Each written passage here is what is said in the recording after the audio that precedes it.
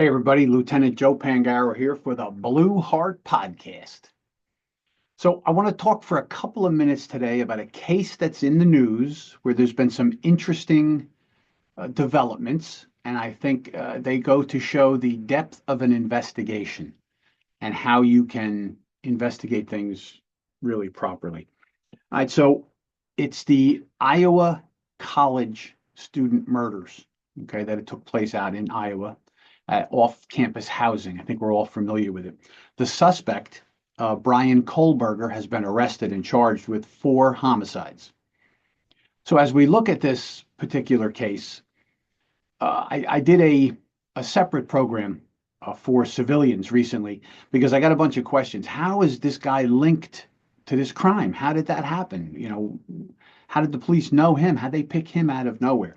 So I will just recap that for anybody who's not familiar, because they're not all paying attention to the story. It happens to interest me, so I stay up on it because it's about an investigation, and I find it fascinating. Any investigation. So somebody goes into this house where these college kids live, and using a long bladed knife, repeatedly stabs these 4 people, 3 young ladies and a young man, and kills all 4 of them.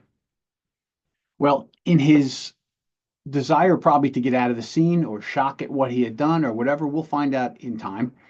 And I don't know, I mean, Kohlberger has been charged in this crime, but whether he's guilty or innocent, we'll find out at trial. So when I talk about the killer, we know that Brian Kohlberger has been charged with the murders. He hasn't been found guilty of them. So we'll talk about it in the right way. We're law enforcement. We do the right thing. He's not convicted yet. So if they're building a case, it looks like a good case so far. So what happens is this killer goes in and kills these 4 young people and leaves the place. Now, a couple of things are happening, the defense attorneys, to show you as an investigator the kind of things you need to anticipate when you're investigating crimes. All right. So when I talk about these things and I look and I go, okay, I talk about my books all the time. The reason I talk about them is because they have a lot of information that'll help you, the police officer, the criminal investigator, do a great job, because I learned by doing, right? Doing these crimes myself, investigating them, and then bringing them to prosecution. So in the book, The Investigation, available from Blue 360 Media, one of our sponsors, in this book, I talk about a lot of the things that as an investigator, I'm seeing in this college murder. So we know that this person, whoever it is, goes in and kills these 4 young people. The method of the crime, we've been told there's been no sexual assault. We haven't heard anything about the girls or the boy being sexually assaulted. So they were simply murdered. Now, I've talked about this on a previous episode. When a long bladed knife is used for multiple stabbings, all right, that is a psychosexual attack, usually within a relationship, right? People feel in a relationship. But the reason being is because that the knife is a phallic symbol. It is representative of the psychosexual act of sex. And sexual assault is not about sex. It's about power. You have power over someone. You use their body, right? So anyway, this person goes in and kills these 4 young people. And when he's leaving, he leaves the sheath to the knife underneath one of the victims. That's found during the investigation.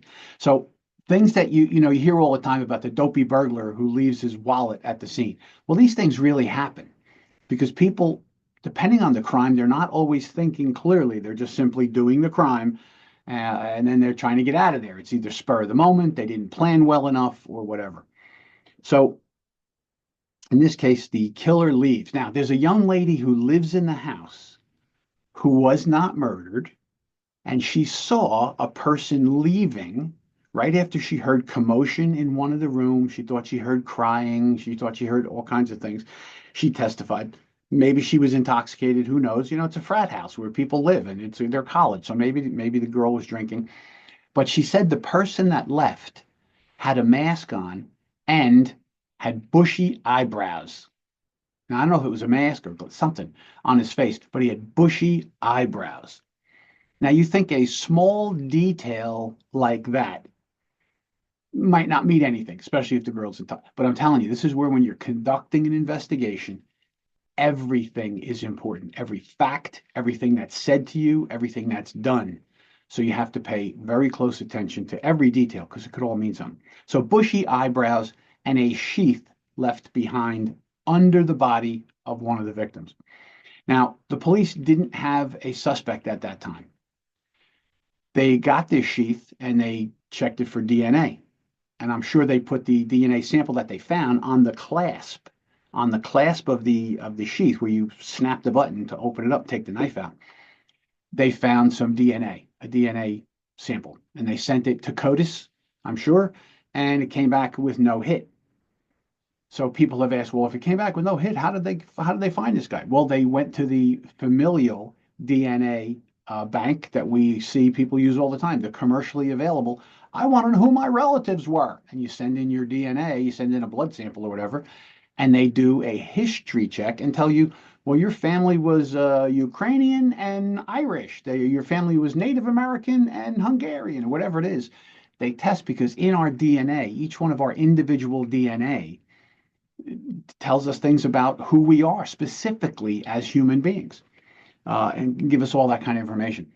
So what they did is they took this sample and by subpoena or search warrant, whatever they needed in the particular state they went to, and they said, we have this sample, we want to compare it against the samples you have in your database. And they did that, and they came up with some people in the Kohlberger family who had gone for one of these tests. I want to find out who's in my family. And they matched the familial DNA between the suspect sample and the samples that they had in these companies. That gave them a familial line. So what do you do next? Now you find out that your suspect is most likely in this family because there's that familial match. Then you say, well, the crime took place in Idaho, right? So what do we need to do? We need to find out everything we can about that family, who the match came up, and then find, does anybody in that family live in Idaho? Is anybody in Idaho? Have they been to Idaho? And they find out, lo and behold, Brian Kohlberger from that family is going to school in Idaho, where the murders are. Now, they start to do their investigation there. And what do they find out? They have videotape, surveillance camera somewhere, Ring camera or something. How important is Ring camera now, right? Everything we do is on Ring camera these days. So they go and they look at the footage and they see a particular make and model of car going back and forth in front of the victim house before the crime. Okay, now that in and of itself, you're not going to lock somebody up for that, but that's another piece of the puzzle. So they're doing this investigation. Now they have a person of interest, this Brian Kohlberger. They go back and now they surveil him and they find out, lo and behold, he has a car of the same make and model and color as the one that they saw in the video in front of the murder scene the night of the murders. So now this person of interest, it gets even stronger. So what do? They develop their probable cause to go to a judge and say, we need to get an arrest warrant. We think this is our suspect, right? And they follow him to Pennsylvania where they stop him and arrest him. They get search warrants for his house where he lives, for his car, for all his stuff, and for a DNA sample. And that DNA sample apparently matches him exactly, right? Because now you have familial DNA factors and you have specifics that would identify you and me, or the killer in this case, as this Brian Kohlberger. And that's why they charge him with the homicides. So that brings us to that part of the story, which I think is interesting. And you can see, just like in my book, The Investigation, I break it down for you. And I say, the killer went from here to here. How would you have tracked that person? Just like they did in this real investigation. Then they looked at the crime scene and what they found in the crime scene led them to a suspect eventually based on good detective work. All right, so we knew all of this part, right? Now we got all this part together. What has come out recently is that the defense doesn't want that photograph of this person, not this person. They said that the girl said as he was leaving, they saw a person with bushy eyebrows. Well, the morning of the murders, apparently Brian Kohlberger took a selfie of himself standing in the bathroom. And in this picture, you can see his eyebrows look kind of bushy. So therefore, the defense is saying, we want that picture thrown out. That picture has nothing to do with anything. Why would they do that? And I'm pretty sure the judge did the right thing here and said, the jury will decide that. It's a picture from the morning of the homicides. He's charged with the homicides. They say he had the one witness said there was bushy eyebrows, so we're going to leave the picture in. Let's see if it means anything. So now you have that. That's interesting, and that came up. The defense is trying to block the use of these DNA sites that they don't like that the evidence came from that. It's not appropriate. Well, it's been proven in court. It's been a case has been made in court that we can use those places. We can go with a subpoena or search warrant, whatever your state requires, to get the information. Which is a caveat for all those getting new at this stuff. Lots of these places that we need evidence from, they will give it to you just by asking for it. Hey, listen, could you give me all the records of who has a bank account ends in 402, right? And because they'll give it to us doesn't mean that's how we should get it. Always find out if she'd have a subpoena or a search warrant if you need something else to get that information, even though they'll just give it to you.